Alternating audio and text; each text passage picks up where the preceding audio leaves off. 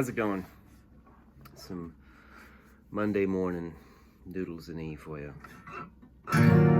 I had a bunch of questions about acoustic guitar after my little shed show the other night.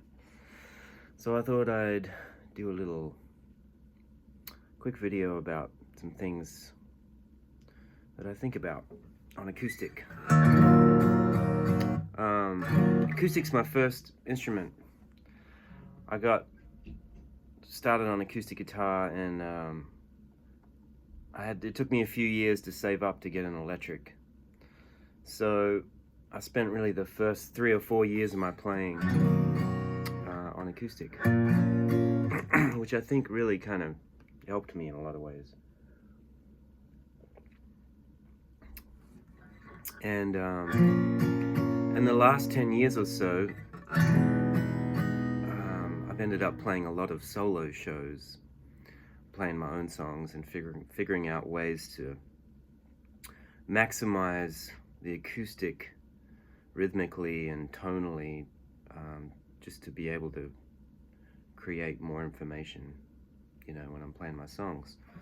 So there's a few things I've kind of stumbled upon. And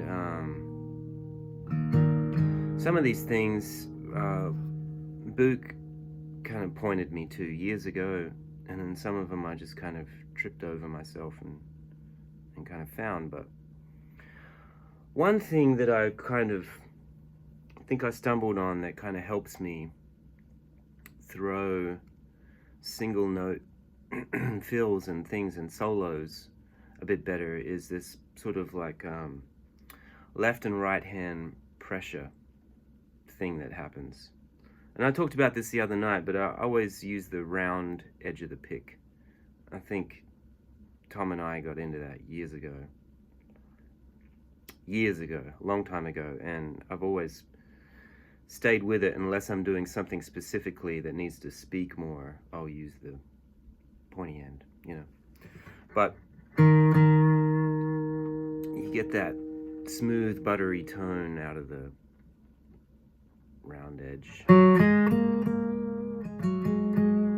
almost think of it like a compressor. Kind of evens things out a bit.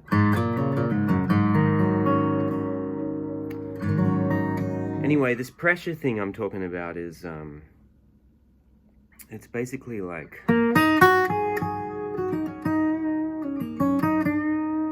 the notes you want to speak more in what you're playing, I tend to give a little more pressure to on my left hand, and after I hit them, I try to let them speak into the overtone of what happens in the guitar. You guys hear that? I'm not sure if that's coming through, but there's like an upper harmonic that happens when you shake that note a bit.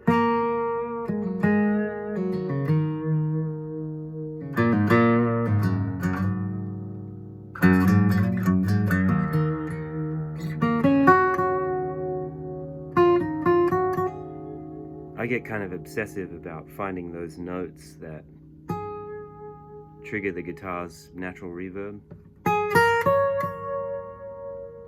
That's a good one.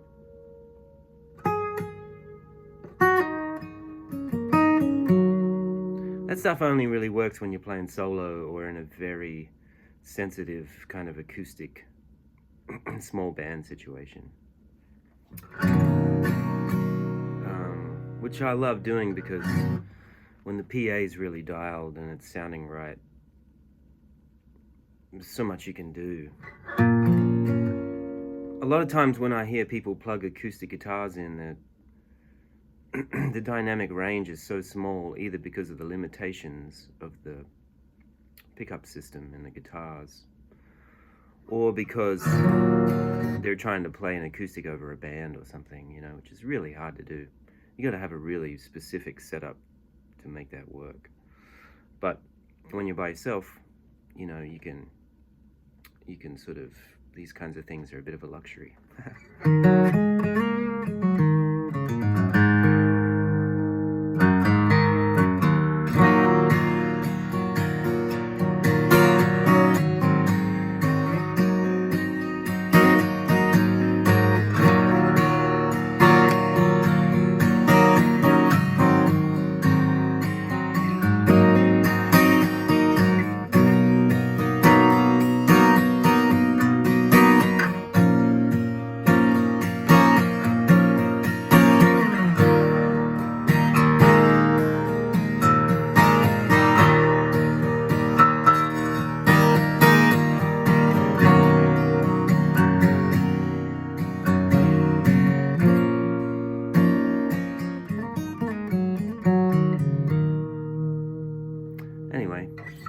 there's a couple things to think about. I really appreciate everyone tuning in the other night and sending tips and tons of really nice comments. I'm super glad you guys dug the show, and it's really encouraging for me because it's been a rough ride for everyone, all around, in all walks of life, and the music business definitely not immune to the effects of the last 18 months. So thanks everyone for showing some interest, and if you have any more questions or anything, just keep shooting them, and I'll just do these little videos and talk about this stuff a little bit. A few people asked about this particular guitar too. It's called a DeGrucci. They were made in Australia, and sadly Brian DeGrucci, the builder, has passed on, but he was a fantastic fella and I miss him. He built me this guitar 10 years ago, maybe. Oh, closer to 20. Wow, isn't time flying? All right, I hope everyone's good, and I'll see you soon.